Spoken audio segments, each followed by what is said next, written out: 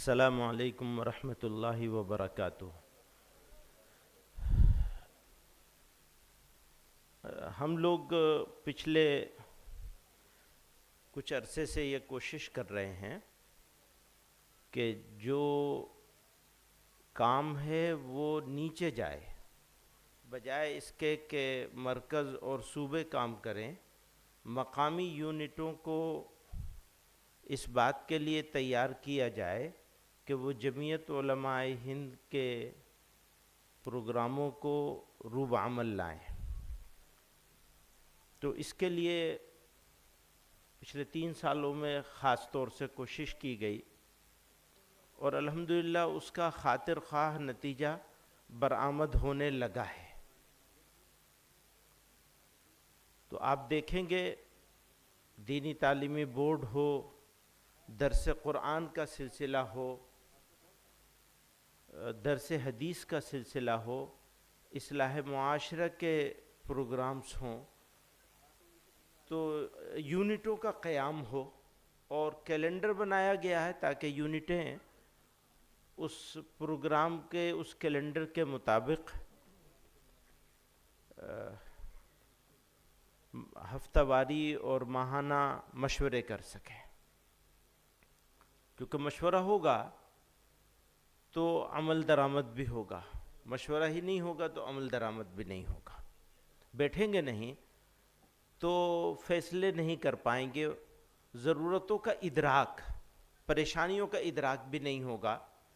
ایک مثال چھوٹی سی ہے کہ اس ملک میں آج کی تاریخ میں نوجوان ہمارے نشے میں پڑے ہوئے ہیں، بہت نوجوان ڈرگس کے نشے میں ہیں، اور وہ ڈرگس بھی افیم اور چرس سے بات آگے بڑھ گئی ہے، کیمیکل والا نشہ جس کا اثر زیادہ ہوتا ہے، تیز ہوتا ہے، اور اس کو چھوڑنا بھی افیم اور چرس وغیرہ کے مقابلے میں مشکل ہوتا ہے۔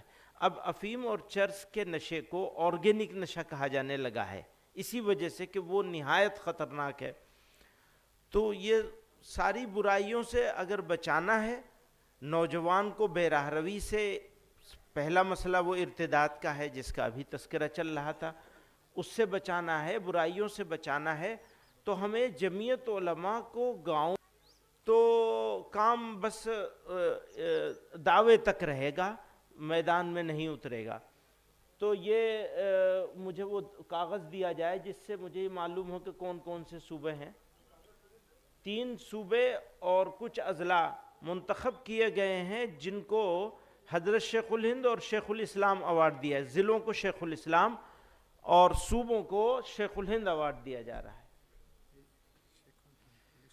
جی، حضرت شیخ الہند ایوارڈ کے لیے 3 صوبے، ایک اتر پردیش ہے جس کے مغربی یوپی زون کو کیا گیا ہے، تو جمعیت علماء مغربی اتر پردیش زون کے صدر محترم تشریف لائے تک نے، صدر صاحب ہیں، جنرل سیکریٹری صاحب آئے، صدر صاحب تشریف رکھیں۔ جمعیت علماء آسام اور جمعیت علماء ناگالینڈ، کیونکہ بہت سارے ناگالینڈ کا انتخاب اس لیے کیا گیا کہ 2 کیٹیگری کر دی گئی ہے، وہ صوبے جہاں جمعیت مضبوط ہے اور مسلمان بھی اچھی تعداد میں ہیں، بڑے صوبے ہیں، اور ایک وہ جو کمزور صوبے ہیں، چھوٹے صوبے ہیں، تو دونوں کو الگ الگ کر کے ناپا گیا ہے۔ تو اس میں 3 صوبے آئے ہیں، اتر پردیش جس کا مغربی یوپی زون ہے، جمعیت علماء آسام ہے، جمعیت علماء ناگالینڈ ہے، یہ حضرت شیخ الہند ایوارڈ کے لیے۔ تو اسی طرح منتخب اضلاع کی بھی سنا دوں، پھر اکابر سے درخواست کروں گا۔ منتخب اضلاع میں جن کو حضرت شیخ الاسلام ایوارڈ دیا جا رہا ہے، اس میں جمعیت علماء بجنور ہے، ممبرشپ کے حساب سے، اب وہ الگ الگ حساب کر دیا ہے۔ ممبرشپ کے حساب سے جمعیت علماء بجنور، پھر ممبرشپ ہی کے حساب سے جمعیت علماء مرشد آباد، اور ممبرشپ کے حساب سے ہی جمعیت علماء ہریدوار۔ یہ 3 اضلاع کو ممبرشپ، اعلیٰ درجے کی ممبرشپ کرنے کی وجہ سے شیخ الاسلام ایوارڈ کے لیے منتخب کیا گیا ہے۔ دوسرا ہے جمعیت علماء کشن گنج، اور یہ بہار میں ہے، اور تیسرا ہے جمعیت علماء سپاہی جالہ، یہ بھی تو یہ 3 ضلع زیادہ یونٹ بنانے کے لیے پھر دینی تعلیمی بورڈ کے حساب سے 3 ضلع ہوئے ہیں، اس میں ایک ہے جمیعت علماء بنگلور، 2 ہے جمیعت علماء ہوجائی یہ آسام ہے، اور تیسرا ہے جمیعت علماء دیما پور یہ ناگالینڈ کی ہے۔ پھر اصلاح معاشرہ کے حساب سے 3 جمعیتیں ہوئی ہیں، ایک ہے جمیعت علماء جہان آباد، 2 ہے جمیعت علماء سیتا پور، اور 3 ہے جمیعت علماء مئو، یہ اصلاح معاشرہ کے حساب سے۔ تو میں حضرت محتمم صاحب دامت برکاتہم سے درخواست کروں گا کہ وہ اوپر تشریف لائیں۔ اسی طرح حضرت مولانا احمد دیولہ صاحب دامت برکاتہم سے درخواست کروں گا کہ وہ بھی اوپر تشریف لے آئیں، اور مولانا سلمان بجنوری صاحب سے بھی درخواست کروں گا کہ وہ اوپر تشریف لے آئیں۔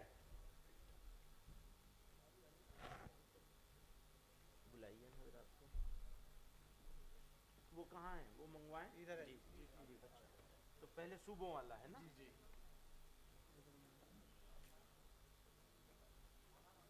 حضرت محتمم صاحب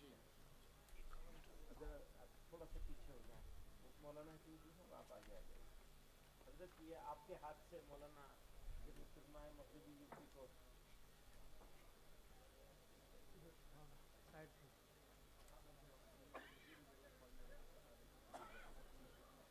دوسرا ہے یہ جمیعت علماء آسام،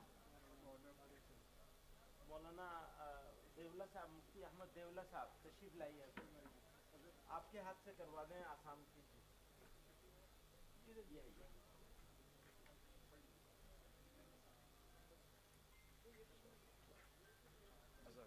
کون ہے جمیعت علماء مغربی یوپی کو ہو گیا؟ ناگالینڈ آئے نہیں تو آسام والے لے لیں، اصل تو آپ ہی لوگ ہیں اس میں، اور کوئی نہیں ہے آپ کے ساتھ دوسرا ساتھی کوئی؟ اچھا ٹھیک ہے، آپ ہی لے لیجیے۔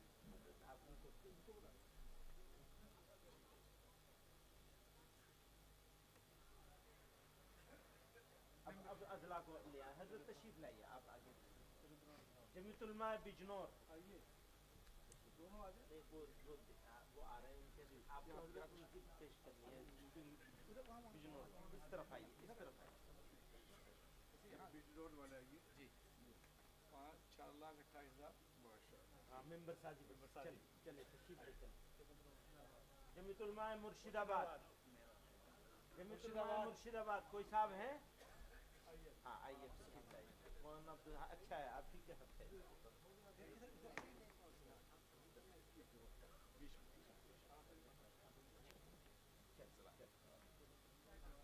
جمیعت علماء ہیلا کنڈی آسام،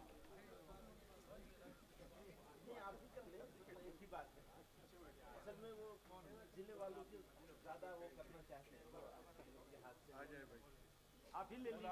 ہیلا کنڈی والے کہاں ہیں؟ اچھا تو ان کو چھوڑ دے، دوسرا نام لیں۔ جمیعت علماء ہریدوار، اس طرف آئیے، اس طرف، ہاں بس چلیے ٹھیک ہے ٹھیک ہے چلیں۔ جمیعت علماء کشن گنج، مفتی جاوید صاحب، اچھا یہ آ گئے مولانا خالد صاحب، اس طرف آئیے، اس طرف آئیے۔ آپ ادھر ہٹیے، ان کو دیجیے موقع۔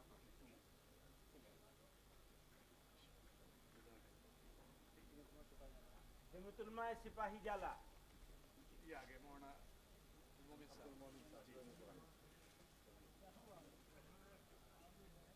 جمیعت علماء جہان آباد بہار، جمیعت علماء جہان آباد مولانا شوکت صاحب، شہرت صاحب ادھر آ جائیے، اس طرف آئیے۔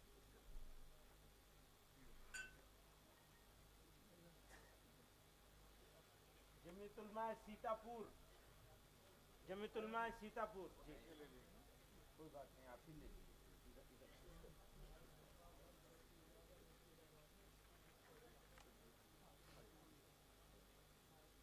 جمیعت علماء مئو،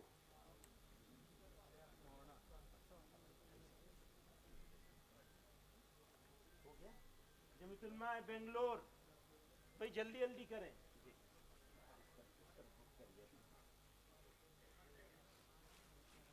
جمیعت علماء ہوجائی، مولانا عبد القادر صاحب ہوجائی والے آئے ہیں، آپ ہی لے لیجیے۔ اچھا دیما پور بھی نہیں لینا پڑے گا؟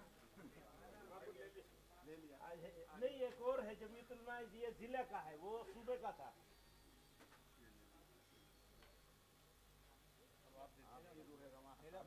ہوجائی بھی آپ ہی لیں گے حضرت، یہ ہوجائی کا بھی ان کو ہی دے دیجیے۔ اور ہیلا کنڈی سے بھی کوئی آیا ہے نہیں آیا ہے؟ پیچھے بیٹھے ہیں، آگے نہیں آئے، ٹھیک ہے یہ بھی آپ لے لیجیے، آپ تقسیم کر دیجیے۔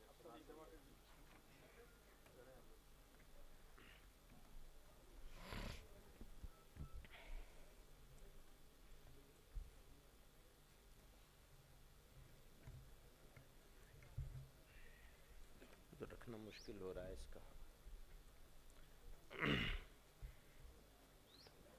گرا چلا جا رہا ہے۔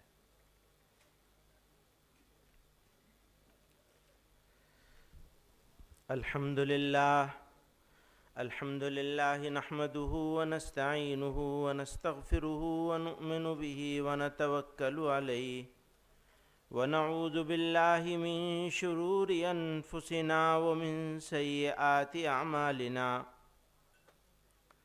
من يهده الله فلا مضل له ومن يضلل فلا هادي له، ونشهد أن لا إله إلا الله وحده لا شريك له، ونشهد أن سيدنا ومولانا محمدا عبده ورسوله صلى الله تعالى عليه وعلى آله وصحبه وبارك وسلم۔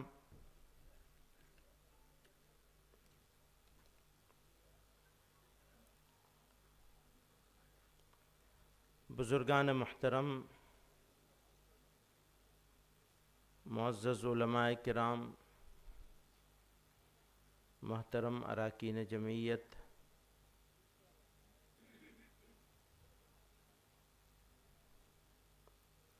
کلیجہ تھام لو، روداد غم ہم کو سنانے دو، تمہیں دکھا ہوا دل ہم دکھاتے ہیں دکھانے دو، اسی کے دم سے تھوڑی روشنی ہے خانہ دل میں، بجھاتے کیوں ہو شمع آرزو کو جھلملانے دو، یہ بجلی اس دل خوابیدہ کو ایک تازیانہ ہے، میری محرومیوں پر آسماں کو مسکرانے دو، اسی سے تم کسی کے زلف کی روداد سن لینا، ادھر دیکھو وہ دیوانہ چلا آتا ہے آنے دو، سنا ہے عشق کی معراج پنہا ہے شہادت میں، چھری لاؤ ہمیں بھی اپنی قسمت آزمانے دو، نہ داغ آئے گا اپنے دامن حسن طبیعت پر، وفا پر میری جو تہمت لگاتے ہیں لگانے دو، زمانہ صبر کر لیتا ہے عاجز ہم بھی کر لیں گے، خلش دل کی مٹا لینے کو دو آنسو بہانے دو۔ عزیزان گرامی قدر، ملک کی موجودہ صورتحال انتہائی حساس اور فکر انگیز ہے۔ افسوس کے ساتھ کہنا پڑتا ہے کہ ایک خاص طبقے کی بالادستی اور دوسرے طبقوں کو قانونی طور پر بے بس، سماجی طور پر علیحدہ اور معاشی طور پر بے عزت، رسوا اور محروم بنانے کے لیے معاشی boycott, bulldozer action, mob lynching, مسلم اوقاف کی سبوتاژی، دینی مدارس و اسلامی اصطلاحات کے خلاف منفی مہم کی باقاعدہ اور منظم کوششیں کی جا رہی ہیں، ان کے مذہب، شناخت اور وجود کو غیر ضروری، یہاں تک کہ ناقابل برداشت بنا دیا گیا ہے۔ بالخصوص مسلمانوں کے خلاف سرکاری سرپرستی میں جاری منافرت اور ظلم و ستم کی وجہ سے حالات اس نہج پر پہنچ چکے ہیں کہ آج مسلمان خود کو راہ چلتے غیر محفوظ محسوس کرتے ہیں، انہیں قدم قدم پر نفرت و حقارت کا سامنا ہے، کلیجہ تھام کر سنتے ہیں لیکن سن ہی لیتے ہیں، میرے یاروں کو میرے غم کی تلخی بھی مزہ دے ہے۔ حضرات گرامی قدر، ملک کے آئین نے ہمیں اپنے مذہب پر چلنے اور اس کی تبلیغ کی اجازت دی ہے، لیکن کنورژن لاء میں ترمیم کے ذریعے اس بنیادی حق کو ختم کیا جا رہا ہے۔ اس قانون کو اس طرح استعمال کیا جا رہا ہے کہ مذہب کی تبلیغ کا عمل خوف اور سزا کا مستحق بن جائے۔ دوسری طرف گھر واپسی کے نام پر کسی خاص دھرم میں شامل کرنے والوں کو کھلی چھوٹ حاصل ہے، ان پر کوئی سوال نہیں اٹھایا جاتا، نہ قانونی کارروائی ہوتی ہے۔ یوں قانون کا مقصد غیر جانبداری نہیں رہتا، بلکہ ایک خاص مذہبی سمت کی طرف سماج کو دھکیلا جانا ہے۔ یہ پورا ڈھانچہ دراصل دوہرے رویے کا مظہر ہے کہ ایک طرف مسلمانوں اور دیگر اقلیتوں کے مذہبی حق دعوت کو جرم بنا دیا جائے، تو دوسری طرف مسلم نوجوانوں کو دباؤ، خوف اور ریاسی تائید یافتہ سرگرمیوں کے ذریعے اکثریت کے مذہب میں شامل ہونے پر مجبور کیا جائے۔ اسی طرح ہمارے ملک میں خالص دینی اصطلاح حلال کے تصور کو منظم طور پر بدنام کیا جا رہا ہے۔ حالانکہ حلال کا مطلب صرف ذبیحہ نہیں، بلکہ ایک مسلمان کی پوری زندگی کا پاکیزہ طرز عمل ہے۔ حلال میں جائز کمائی، ملازمت، تجارت میں امانت اور مال کے درست استعمال جیسے بنیادی اصول شامل ہیں۔ یہ وہ اخلاقی نظام ہے جو انسان کو ظلم، دھوکے، رشوت اور ناجائز کمائی سے بچاتا ہے۔ حلال دراصل امانت، انصاف اور پاکیزگی کی اس روایت کا نام ہے جو ایک مسلمان کی زندگی کی بنیاد ہے۔ اسی بنیاد کو مشکوک بنانے کی کوشش کی جا رہی ہے تاکہ مسلمانوں کی مذہبی آزادی، معاشی حقوق اور طرز زندگی کی بنیادی اقدار کو کمزور کیا جا سکے۔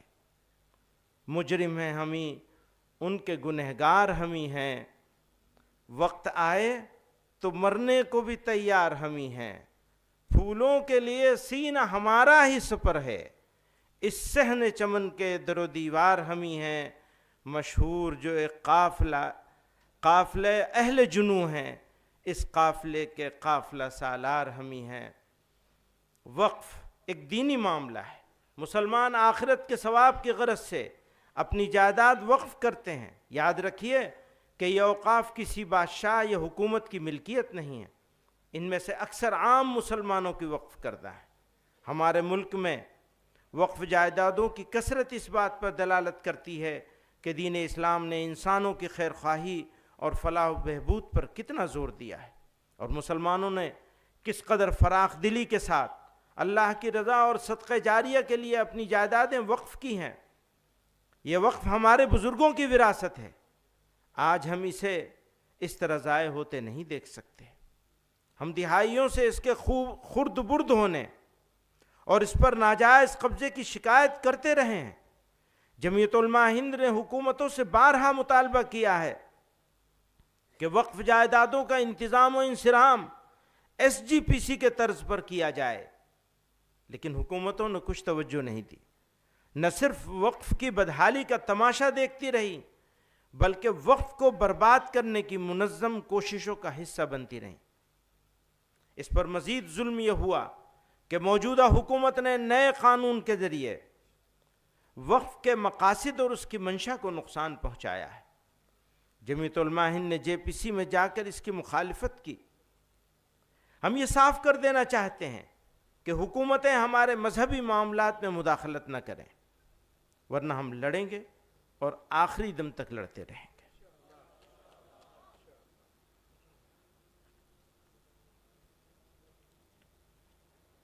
عدلیہ کا رویہ، حضرات گرامی قدر، کسی بھی مہذب سماج کے لیے عدل و انصاف سب سے بڑا معیار ہے۔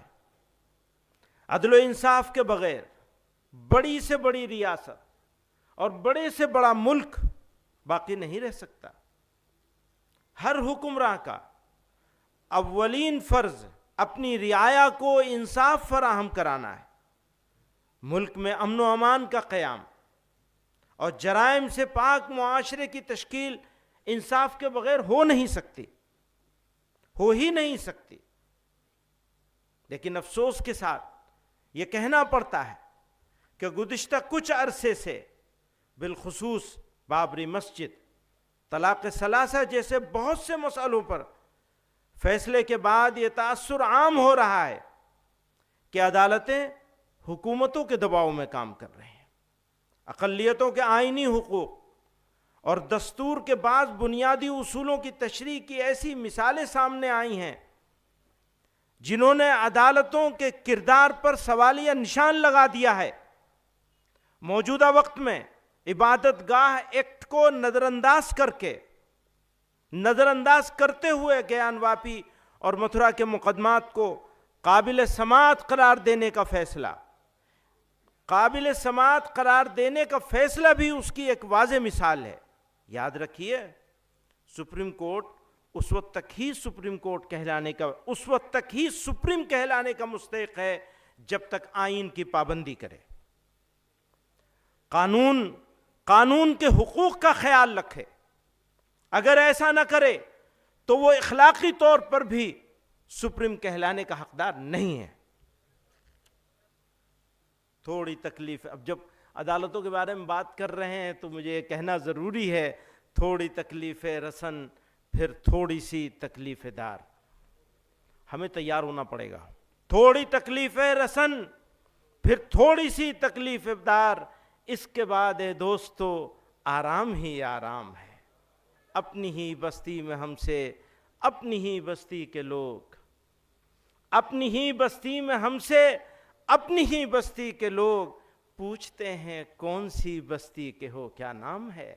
وہ SIR بھی چلایا ہوا ہے.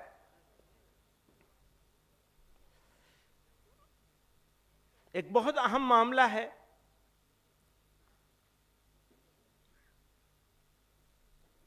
اور اس کے اوپر اگر آپ کی نظر ہوگی تو مایوس ہونے سے بچ سکیں گے، کیونکہ مایوسی قوم کے لیے زہر ہے، کسی بھی قوم کے لیے، اور زندہ قوم ہو تو پھر کہنا ہی کیا. تو اس حوالے سے ایک بات عرض کرنا چاہتا ہوں کہ اس ملک میں ایک اندازے کے مطابق مسلمانوں کے موافق 10% لوگ ہیں، الگ الگ وجہوں سے ہمارے موافق ہیں. مخالف لوگ 30% ہیں زیادہ سے زیادہ، اور خاموش لوگ جو نہ موافق ہیں نہ مخالف ہیں وہ ایک اندازے کے مطابق 60% ہیں، کم سے کم 60% ہیں. جو خاموش اکثریت ہے اسے فرقہ پرست عناصر اپنی طرف مائل کرنا چاہتے ہیں. اگر یہ مائل ہو گئے تو ملک اور مسلمانوں کے لیے ایک سنگین خطرے کی گھنٹی ہوگی. اگر ہم چاہتے ہیں کہ فرقہ پرست عناصر کامیاب نہ ہوں تو قوم، تنظیموں، شخصیات اور مسلمانوں کے نمائندوں کو دعوتی مزاج اختیار کرنا ہوگا. مسلمان اپنے منصب کو پہچانے اور دعوت و ارشاد کے نقطہ نظر سے جو اخلاقی عظمت ان کو حاصل ہونی چاہیے وہ حاصل کریں. ہم دوسروں کے ساتھ بہتر تعلقات قائم کریں، ایک دوسرے کی ثقافت اور مذہب کا احترام کریں، لیکن لوگوں کو دین اسلام کی حقیقی تعلیمات سے بھی آگاہ کریں. دعوتی مزاج کیا ہے؟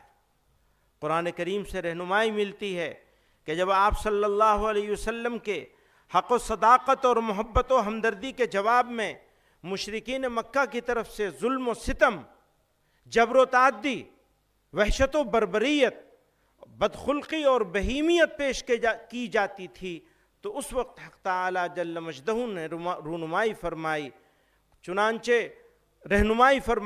چنانچہ قرآن مجید کی سورہ نمبر 46 آیت نمبر 35 میں اللہ رب العزت ارشاد فرماتے ہیں فَاصْبِرْ كَمَا صَبَرَ أُولُو الْعَزْمِ مِنَ الرُّسُلِ. سورہ احقاف. صبر کرو جیسے کہ اولو العزم رسولوں نے صبر و استقامت سے کام لیا، اور خدا پر بھروسہ کرو. قرآن مجید کی سورت نمبر 33 آیت نمبر 48 میں پروردگار عالم فرماتے ہیں وَدَعْ أَذَاهُمْ وَتَوَكَّلْ عَلَى اللَّهِ وَكَفَى بِاللَّهِ وَكِيلًا، اور ان کی ایذا رسانی کو نظر انداز کرو اور خدا پر بھروسہ کرو۔ سورہ احزاب قرآن مجید کی سورہ نمبر 16 آیت نمبر 135 میں اللہ رب العزت فرماتے ہیں ادع الی سبیل ربک بالحکمت والموعظۃ الحسنہ وجادلہم باللتی ہی احسن۔ سورہ نحل اپنے رب کے راستے کی طرف حکمت اور اچھی نصیحت کے ساتھ بلاؤ اور ان سے اس طریقے سے بحث کرو جو سب سے اچھا ہو۔ قرآن مجید کی سورہ نمبر 41 آیت نمبر 34 میں ارشاد فرمایا ادفع باللتی ہی احسن فاذا الذی بینک وبینہ عداوۃ کانہ ولی حمیم، برائی کو بھلائی کے ساتھ دور کر دو تو تمہارے اور جس شخص کے درمیان دشمنی ہوگی وہ اس وقت ایسا ہو جائے گا جیسے کہ وہ گہرا دوست ہو۔ ہمیں دعوتی مزاج بنانے کی ضرورت ہے، عداوتی مزاج نہیں۔ یاد رکھیے شہاب الدین غوری والی دہلی کو چھوڑ کر حضرت خواجہ معین الدین چشتی اجمیری رحمۃ اللہ علیہ نے حضرت خواجہ معین الدین چشتی اجمیری رحمۃ اللہ علیہ نے پرتھوی راج کے اجمیر میں رہنے کا فیصلہ کیا اور مشکل حالات میں داعیانہ طریقہ اختیار کر کے ہمدردی اور خدمت خلق کے ذریعے لاکھوں انسانوں کے سینوں کو نور ایمان سے منور اور ان کے دلوں کو توحید و رسالت کی روشنی سے مالا مال کیا اور دلوں پر حکمرانی کی وجہ سے سلطان الہند کہلائے۔ اسلام سب سے قدیم مذہب ہے جو اسی دھرتی سے شروع ہوا۔ متعدد اقوال سے معلوم ہوتا ہے کہ خدا کے سب سے پہلے پیغمبر ابو البشر سیدنا آدم علیہ السلام اسی خطے میں تشریف لائے۔ حضرت آدم پہلے انسان تھے، پہلے مسلمان اور پہلے نبی تھے۔ حضرت محمد صلی اللہ علیہ وسلم آخری نبی ہیں۔ آپ صلی اللہ علیہ وسلم کا پیغام آفاقی ہے، کسی زمین یا خطے کے ساتھ محدود نہیں۔ اس لیے ہندوستان کی دھرتی مسلمانوں کے لیے کبھی اجنبی نہیں رہی اور نہ رہے گی انشاءاللہ۔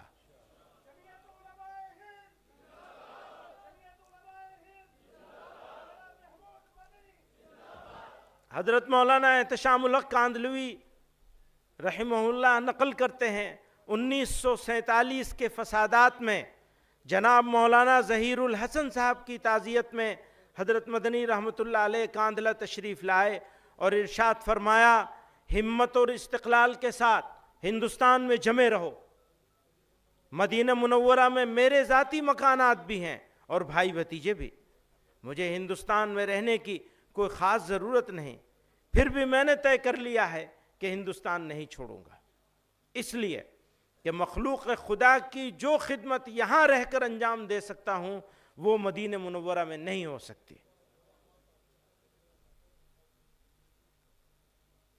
حضرت پورا ہو جائے تو بتا دیجیے گا، جزاک اللہ۔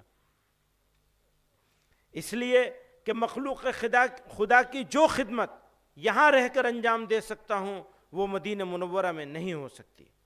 اسی کشت و خون کے دوران بستی حضرت نظام الدین اولیاء میں حضرت شیخ الحدیث مولانا زکریا صاحب رحمۃ اللہ علیہ سے ملاقات کے لیے تشریف لائے تو حالات سے سخت متاثر تھے، چہرے مبارک سے غیظ و غضب کے آثار عیاں تھے۔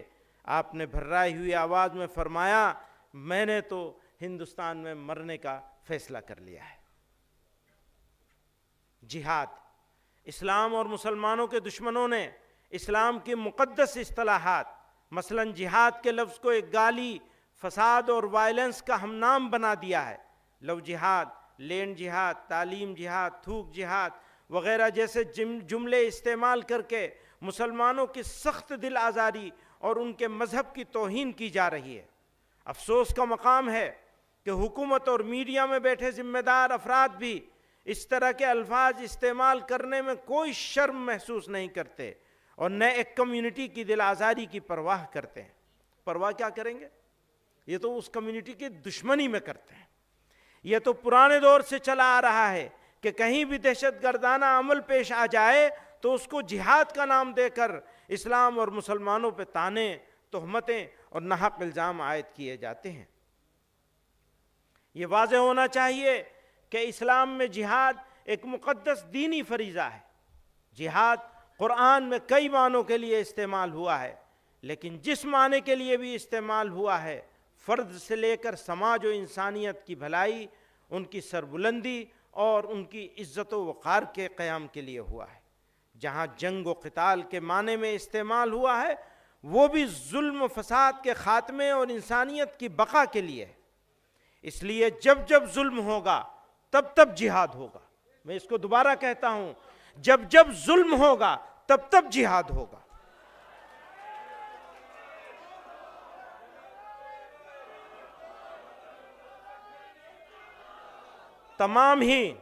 تمام ہی آسمانی مذاہب میں، غور کیجئے گا، تمام ہی آسمانی مذاہب میں ظلم کے خلاف کھڑے ہونا ایک اخلاقی ذمہ داری ہے۔ اسلام میں بھی جہاد کا بنیادی مقصد ظلم کا خاتمہ، امن کا قیام اور حق کا دفاع ہے۔ تاہم یہ حقیقت ذہن نشین رہنی چاہیے کہ نمبر 1، جہاد کوئی انفرادی، نجی یا انتقامی کارروائی نہیں۔ نمبر 1، جہاد کوئی انفرادی، نجی یا انتقامی کارروائی نہیں۔ نمبر 2، صرف ایک ذمہ دار اور شرعی اصولوں کے مطابق قائم ریاست ہی جہاد کا فیصلہ کر سکتی ہے۔ نمبر 3، ہندوستان جیسے جمہوری اور سیکولر ملک میں جہاں اسلامی سیاست کا کوئی تصور موجود نہیں، وہاں جہاد کے نام پر کوئی گفتگو موضوع بحث ہی نہیں۔ مسلمان آئینی وفاداری کے پابند ہیں، اور حکومت بھی شہریوں کے حقوق کی حفاظت کی ذمہ دار ہے۔ حکومت کی ذمہ داری ہے کہ وہ شہریوں کے حقوق کی حفاظت کرے، اور اگر وہ ناکام ہوتی ہے تو وہ اس کی ذمہ داری ہوگی، ہماری ذمہ داری نہیں ہوگی۔ پھر ہم اگرچہ بزم سے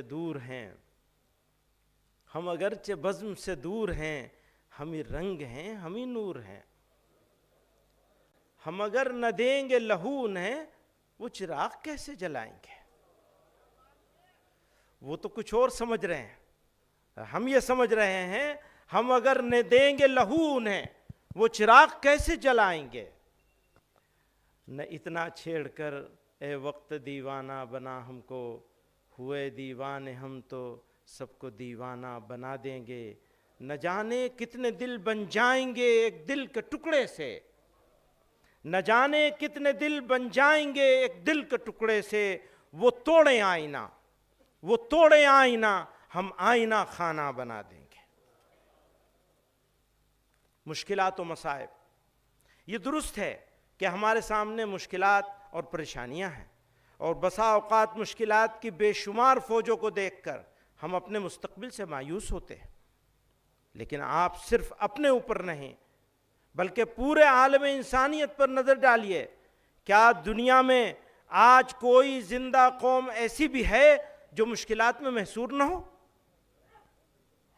اس لیے میں کہتا ہوں کہ مشکلات زندگی کی علامت ہیں۔ مردہ قومیں مشکلات میں مبتلا نہیں ہوتی، وہ تو سرنڈر کر دیتی ہیں۔ وہ کہیں گے وندے ماترم پڑھو تو پڑھنا شروع کر دیں گے۔ تو یہ پہچان ہوگی مردہ قوم ہونے کی، اور اگر زندہ قوم ہے تو پھر حوصلہ بلند کرنا پڑے گا، حالات کا مقابلہ کرنا پڑے گا۔ مردہ قومیں مشکلات میں مبتلا نہیں ہوتی، لیکن یاد رکھیے زندہ قومیں ہی آزمائی جاتی ہیں، مردانہ وار مشکلات کا مقابلہ کیا کرتی ہیں۔ اللہ تعالیٰ نے ارشاد فرمایا وَلَنَبْلُوَنَّكُمْ بِشَيْءٍ مِّنَ الْخَوْفِ وَالْجُوعِ وَنَقْصٍ مِّنَ الْأَمْوَالِ وَالْأَنفُسِ وَالثَّمَرَاتِ، پھر کہتے ہیں وَبَشِّرِ الصَّابِرِينَ، ہم تمہاری آزمائش کرتے رہیں گے، کچھ خوف اور بھوک سے، مال اور جان سے، اور پھلوں کے نقصان سے، اور صبر کرنے والوں کے لیے بشارت ہے۔ اسی طرح پروردگار عالم نے فرمایا ام حسبتم ان تدخلوا الجنة ولما يأتكم مثل الذين خلوا من قبلكم مستهم البأساء والضراء وزلزلوا حتی یقول الرسول والذین آمنوا معہ متی نصر اللہ. ابھی بھی کہتے ہیں ساری دنیا میں تمہاری کیوں پٹائی ہو رہی ہے؟ ہم خاص ہیں نا، آزمائش تو ہماری ہوگی.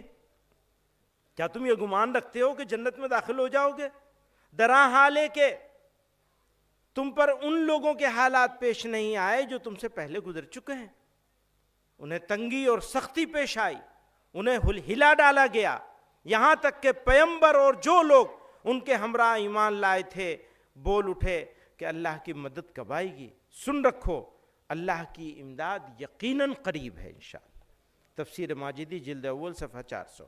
اس آیت میں مومنین کو بشارت اور تسلی دی گئی ہے اور حقیقت کا بیان آ گیا کہ مجاہدات سے گھبرانا اور بددل نہیں ہونا چاہیے.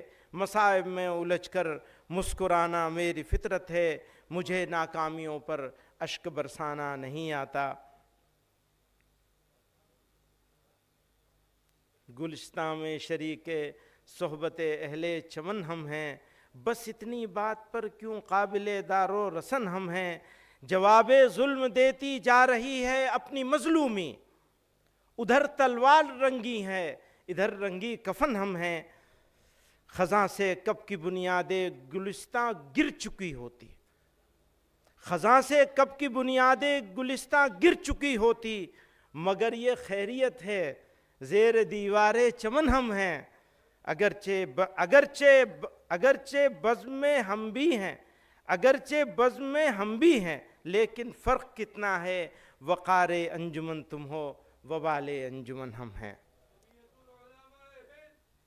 بس اولاد کی تربیت، بچہ اللہ تعالیٰ کے انعاموں میں سے ایک بڑا انعام ہے.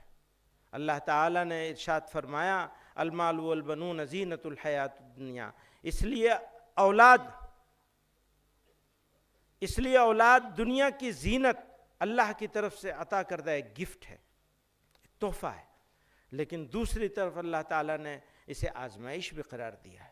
اس لیے پہلی ذمہ داری یہ ہے کہ اس کی تعلیم و تربیت کا انتظام کیا جائے تاکہ وہ اپنے خاندان، سماج و انسانیت کے لیے زہر بننے کے بجائے تریاق بن سکے، آنکھوں کا کانٹا بننے کے بجائے آنکھوں کی ٹھنڈک بن سکے، نور نظر اور لخت جگر بنے نہ کہ زخم قلب بن جائے. اسی لیے کہا جاتا ہے کہ بچہ وہ پودا ہے جسے اگر ابتدا میں سیدھا لگا دیا جائے تو زندگی بھر سیدھا پھل دیتا ہے، اور اگر بنیاد ٹیڑھی ہو جائے تو پوری عمارت کمزور ہو جاتی ہے. اسلام نے بچوں کی صحیح تربیت کو والدین کی اولین ذمہ داری قرار دیا ہے. ارشاد باری ہے قو انفسکم و اہلیکم نارا، اپنے آپ کو بھی بچاؤ اور اپنے گھر والوں کو بھی آگ سے بچاؤ.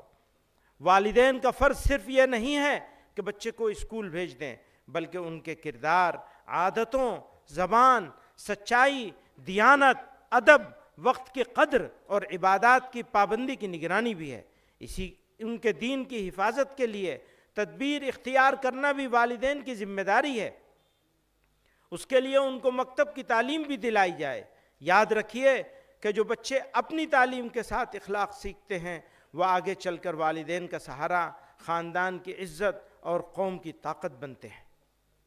خاندان کی مضبوط تشکیل اور بچوں کی ذہنی، اخلاقی اور جذباتی نشو و نما کے لیے، یہ جذباتی لفظ کا ذرا دھیان رکھیے گا، اگر آپ نے بچے کو سب کچھ دے دیا لیکن جذباتی طور پر اپنا بیٹے بیٹی کا دھیان نہیں رکھا اور جذباتی طور پر ان کو اپنے سے دور کر دیا، اس کا جو نقصان ہوتا ہے اتنا نقصان کسی چیز کا نہیں ہوتا.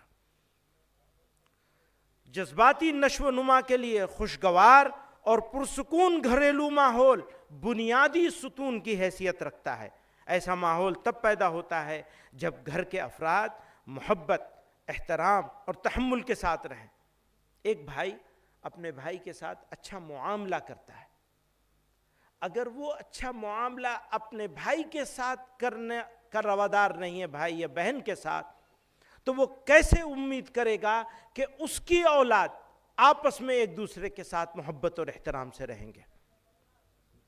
جب گھر کے افراد محبت، احترام اور تحمل کے ساتھ رہیں، ایک دوسرے کی بات توجہ سے سنیں اور غیر ضروری تنقید اور جھگڑے سے اجتناب کریں، گھر میں شفقت اور نظم و ضبط ہو تو بچوں میں اعتماد، مثبت سوچ، امانت اور تعاون جیسی خوبیاں قدرتی طور پر پروان چڑھتی ہیں۔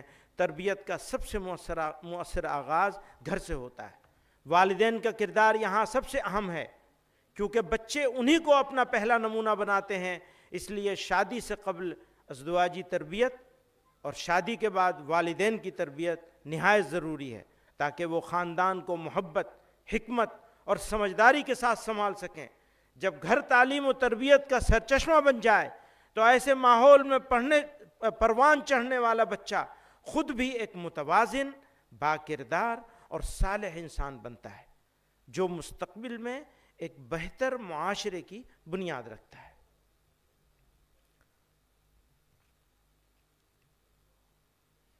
گرو تیغ بہادر اور ان کے صاحبزادوں کی قربانی۔ اس سال ہمارے سکھ بھائی گرو تیغ بہادر جی کی 350ویں شہادت دیوس منا رہے ہیں۔ ہم اس موقع پر پوری یکجہتی کے ساتھ ان کے ساتھ شانہ بشانہ کھڑے۔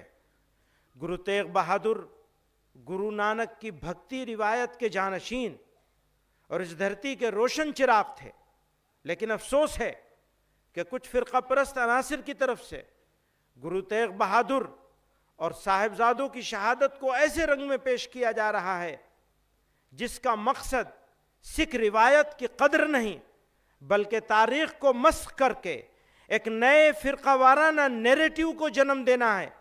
ہم پوری سنجیدگی کے ساتھ یہ کہنا چاہتے ہیں کہ تاریخ کے حادثات کو دو قوموں کے لڑانے کے لیے استعمال کرنا نہ صرف تاریخ پر ظلم ہے، بلکہ ملک کے حال و مستقبل کے ساتھ بدخواہی ہے۔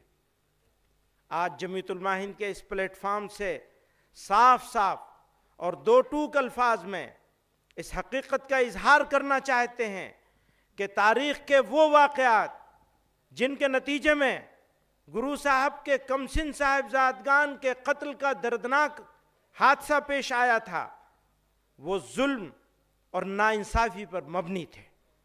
یہ سانحہ ہماری اجتماعی اخلاقی قدروں اور انصاف کے اصولوں سے کسی طرح میل نہیں کھاتا۔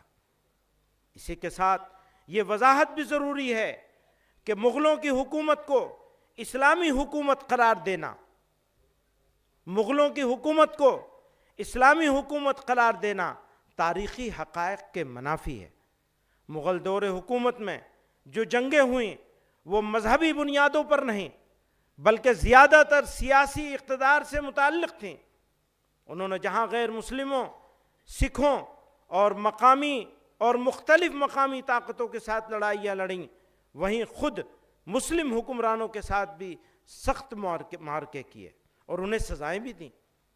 لہذا مغل دور کے واقعات کو اسلام سے جوڑ کر پیش کرنا نہ صرف تاریخی اعتبار سے غلط ہے بلکہ اس سے بہت سی غلط فہمیاں جنم لیتی ہیں۔ اسلام کی اصل تعلیمات عدل، رواداری، امن اور انسانی شرافت پر مبنی ہیں، جبکہ حکمرانوں کے فیصلے اکثر اقتدار کے تحت ہوتے ہیں۔ اس لیے ضروری ہے کہ تاریخی واقعات اور اسلامی اصولوں میں واضح فرق رکھا جائے تاکہ اسلام کے بارے میں گمراہ کن تصورات بھی دور ہوں۔ نوجوانوں میں اجتماعیت۔ نوجوان کسی بھی قوم کی ریڑھ کی ہڈی ہوتے ہیں، اس لیے ان کی سوچ اور طرز عمل قوم کے مستقبل کی سمت متعین کرتے ہیں۔ اگر واقعی ہمیں اپنے مستقبل کی مضبوط تعمیر کرنی ہے تو نوجوانوں کو انفرادیت کے دائرے سے نکل کر دھیان کریے گا۔ ہماری جماعت میں بھی انفرادیت بہت جگہ گھس گئی ہے اور اجتماعیت بہت جگہ پہ پیدا ہی نہیں ہوئی ہے، اور قوم کا حال بھی ایسا ہی ہے، کام کرنے والوں کا حال بھی ایسا ہی ہے، ہم سب کا۔ میں اس کو دوبارہ پڑھتا ہوں، نوجوان کسی بھی قوم کی ریڑھ کی ہڈی ہوتے ہیں، اس لیے ان کی سوچ اور طرز عمل قوم کے مستقبل کی سمت متعین کرتے ہیں۔ اگر واقعی ہمیں اپنے مستقبل کی مضبوط تعمیر کرنی ہے تو نوجوانوں کو انفرادیت سے نکل کر اجتماعیت اور ٹیم ورک کے میدان میں لانا ہوگا۔ بکھرے ہوئے نوجوان کمزور قوم کی علامت ہوتے ہیں، پھر ان کو جذباتی بھی آسانی سے بنایا جا سکتا ہے۔ لیکن جب وہ متحد ہو جاتے ہیں اور زندگی میں نظم و ضبط اپنا لیتے ہیں تو ان کی اجتماعی طاقت ناقابل تسخیر بن جاتی ہے۔ ایسے نوجوان جو اجتماعیت میں رنگ جائیں وہ صرف اپنا ہی نہیں بلکہ پوری قوم کا مستقبل روشن کرتے ہیں۔ یہی وہ راستہ ہے جس سے قومیں ترقی کرتی ہیں، عزت پاتی ہیں اور تاریخ میں اپنی جگہ بناتی ہیں۔ اس لیے جمعیت علماء ہند نے جمعیت یوتھ کلب کی بنیاد رکھی ہے۔ ہم جماعتی، ایک اور بات ہے، یوتھ کلب ہے اسٹارٹنگ پوائنٹ، بنانا ہے خدام ملت۔ ہم جماعتی احباب سے گزارش کرتے ہیں کہ وہ اس نظام سے اپنے نوجوانوں کو وابستہ کرے تاکہ ان کی شخصی، اخلاقی، فکری، روحانی تربیت کی جائے، فکری اور روحانی تربیت کی جائے۔ اس کے علاوہ بھی آپ کی جماعت نے تو نوجوانوں بالخصوص علماء کی تربیت کے لیے دار التربیت کا نظام قائم کر رکھا ہے جس کے مفید اثرات مرتب ہو رہے ہیں۔ ہم اپنے اندر وہی حریت پرستانہ جذبات، ہم اپنے اندر وہی حریت پرستانہ جذبات، یاد رکھیے گا غلامی جو ہے وہ صرف گورے انگریزوں کی نہیں ہے۔ ایسا نہ ہو کہ گورے انگریزوں سے تو بزرگوں نے آزادی دلوا دی اور ہم ان کی کالی ناجائز اولاد کے غلام ہو جائیں۔ دھیان رکھیے گا، یہ جو آرام طلبی ہے ہماری، اور یہ جو بے فکری ہے، اور یہ جو انفرادیت ہے ہماری، بس پدرم سلطان بود، حضرت قاری عثمان صاحب رحمۃ اللہ علیہ ہمارے استاد تھے اور بڑا مارا ہے انہوں نے، باپ رے باپ، اوہو۔ ہم اپنے بچوں سے کہتے ہیں بھیا تم نے تو دیکھا بھی نہیں، اگر تم دیکھ لوگے تو تمہارا کلیجہ پھٹ جائے گا۔ وہ اس زمانے ویڈیو بنتی نہیں تھی، وہ زمانہ ویڈیو بنانا ہوتا تو پتہ چلتا کہ کیسی پٹائی ہوتی تھی۔ تو بات یہ چل رہی ہے، کیا بات چل رہی تھی میں بھول گیا، پٹائی کے اوپر چلا گیا۔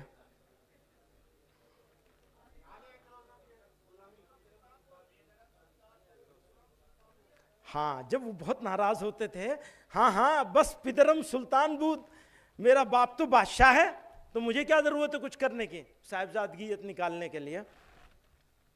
تو پوری قوم کا یہی حال ہے، بس ہم ہیں۔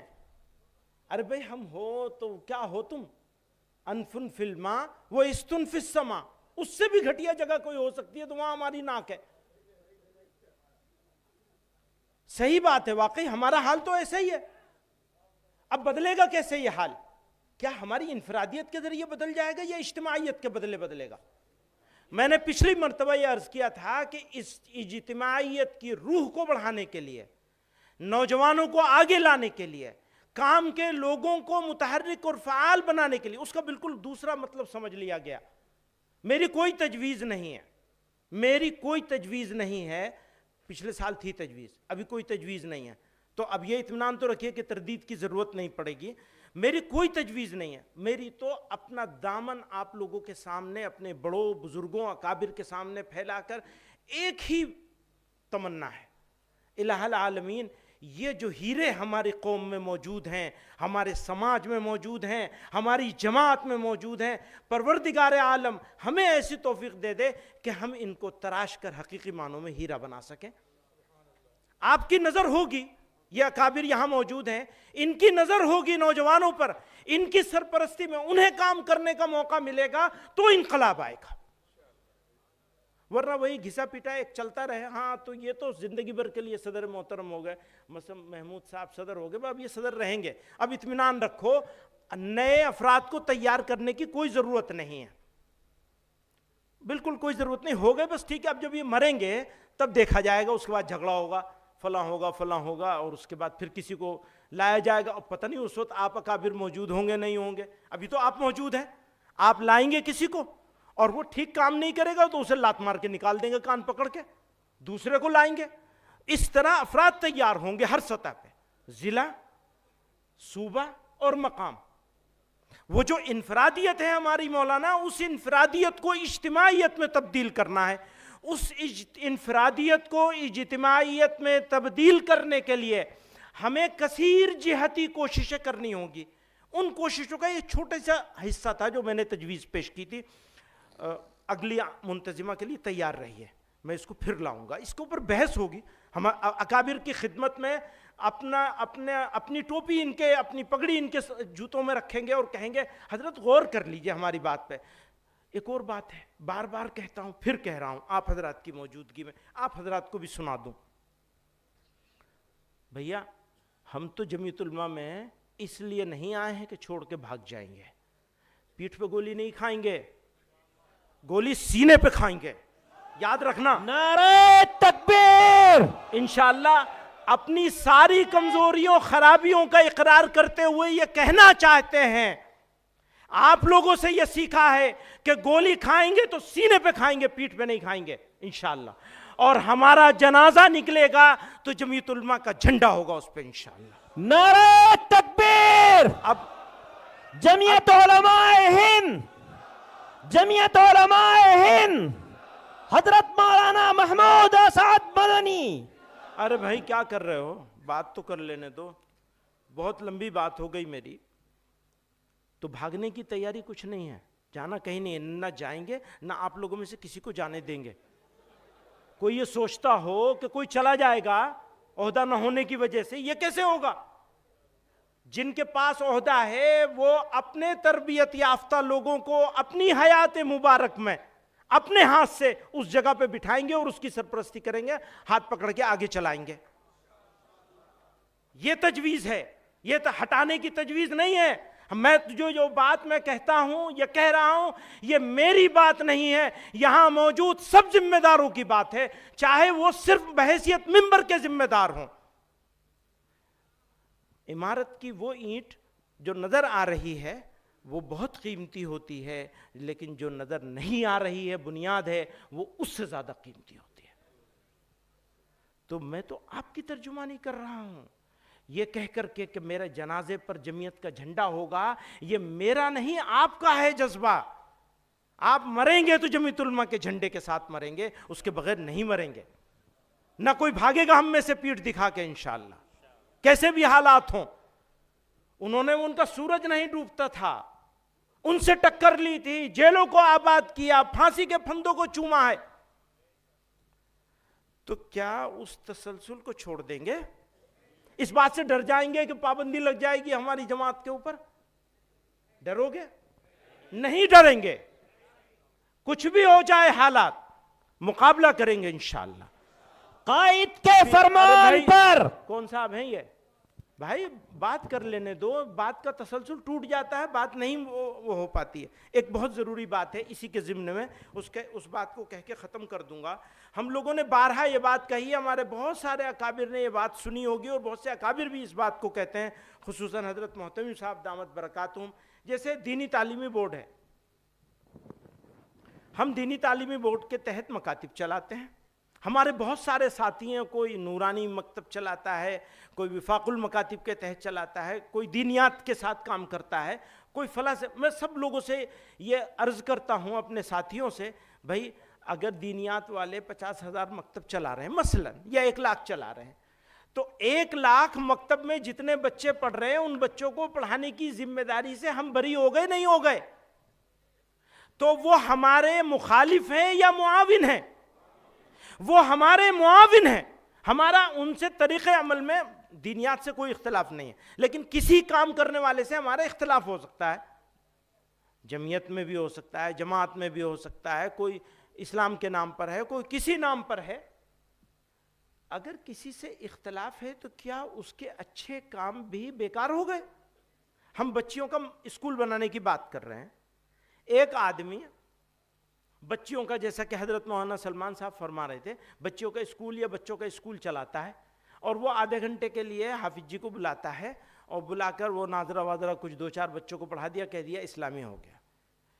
یقیناً ہمیں اسے بدلنے کی ضرورت ہے, لیکن ایسا مدرسہ بھی, ایسا اسکول بھی جہاں سب کچھ نہیں ہو رہا ہے اور کچھ بھی نہیں ہو رہا ہے, لیکن کم سے کم وہ وندنا اور وہ سارے کام سے تو بچ جاتا ہے ہمارا بچہ, جو شرکیہ اعمال ہے. تو ان کو بہتر کرنے کی ضرورت ہے، ان کو ریجیکٹ کرنے کی ضرورت نہیں ہے. تو یہاں یہی بات کہنا چاہتا ہوں میں، جو لوگ بھی کام کر رہے ہیں، ہمارا جمعیت علماء کی ایک فکر ہے، ایک نظریہ ہے، اور بزرگوں سے ایک وراثت ہم کو ملی ہے، ہم اس سے 1 انچ نہیں ہٹیں گے. لیکن کسی کام کرنے والے کے ساتھ جس سے ہمارا نظریاتی نہیں، جس سے ہمارا مسلکی اختلاف بھی ہوگا، اس کے باوجود اگر وہ کوئی اچھا کام کر رہے ہیں اور ان کے 4 میں سے 2 کام اچھے ہیں، تو ان دونوں کاموں کی تائید تو ہمیں کرنی ہی چاہیے، اور اگر تائید نہیں کر سکتے تو اچھے کام کی مخالفت تو کم سے کم بالکل نہیں کرنی چاہیے. تو اسی بات کے تحت کچھ باتیں لکھی ہیں ہم نے، لیکن میں اب سنانے کا موقع نہیں ہے تو اس کو میں ختم کر لوں. میں واپس اجتماعیت پہ جاتا ہوں. ہم اپنے اندر وہی حریت پرستانہ جذبات اور فداکارانہ عزائم پیدا کر سکتے ہیں جو ایک زندہ قوم کی خصوصیات ہوتی ہیں. شرط یہ ہے کہ زعمائے ملت تپش حیات سے شناسا ہوں. شرط یہ ہے کہ زعمائے ملت تپش حیات سے شناسا ہوں. اس لیے وقت کی سب سے بڑی ضرورت ہے کہ امت اجتماعی طور پر بیٹھ کر اپنے چیلنجز میں سے اولین ترجیح کو پہچانے. ترجیحات بھی متعین ہونی چاہیے. جیسے ہمارے ہاں ترجیحات میں ابھی تک مکتب ہے اور نوجوانوں کی جسمانی اور فکری تربیت ہے. یہ 2 کام ہیں. ابھی میں یوتھ کلب کا نام نہیں لے رہا ہوں کیونکہ کچھ لوگوں کو یوتھ کلب کے لباس سے، ان کے انداز سے، ان کے کاموں سے تھوڑا اشکال ہے، اور وہ ٹھیک بھی ہے، اشکال غلط اشکال نہیں ہے. ہم بات کر رہے ہیں نوجوانوں کی ذہنی اور فکری تربیت کی، بچوں کی. اور یہ 2 کام ہماری ترجیحات میں ہیں اگلے 40 مہینوں کی، جس میں سے 1.5 مہینہ ہمارا جا چکا ہے. اب ہم نے گھڑی کی سوئی کی طرح سے، آپ حضرات سے مخاطب ہوں، گھڑی کی سوئی کی طرح سے ٹک ٹک ٹک ٹک، جیسے ہماری موت کا وقت قریب آ رہا ہے، ایسی ہمارے 40 مہینوں میں سے وقت کم ہوتے چلے جا رہے ہیں. اب ان 40 مہینوں میں جو ہمارے عزائم ہیں، ہمارے ارادے ہیں، یونٹیں کھڑا کرنے کے، یونٹیں بنانے کے، چلانے کے، کھڑا کرنے کے، اور ان یونٹوں کے ذریعے سے مختلف وہ اقدامات جن اقدامات کو جمعیت علماء کے قیام کا مقصد ہمارے بزرگوں نے قرار دیا ہے، ان کی طرف لے جانا قدم بقدم. جمعیت علماء کو اس جگہ پہ لے جانا ہے جہاں ہمارے بزرگوں نے خواب دیکھا تھا کہ جمعیت بنائی جائے گی اس لیے کہ مسلمان بچے مرتد نہ ہوں. جمعیت بنائی جائے گی اس لیے کہ مسلمان نوجوان اکٹھے ہو جائیں. جمعیت بنائی جائے گی اس لیے کہ مسلمان غلط کام کرنا چھوڑ دیں. جیسے میں کہتا ہوں، اب اگر کوئی آدمی اپنی شادی کسی محلے میں، کوئی آدمی کتنا بڑا کیوں نہ ہو، اپنی وہ جو ایک تجویز بنائی تھی، اپنا جلسہ اپنا خرچہ، وہ بھی ابھی کر دوں تو اچھا ہوگا، وہ لاؤ ذرا سا. تو اگر کوئی بھی آدمی، ابھی اس قابل عمل نہیں ہے، لیکن ہم تو ناقابل عمل چیزیں پیش کر رہے ہیں ساری آپ کے سامنے. کتنے بجے جانا ہے؟ 11:30 بجے.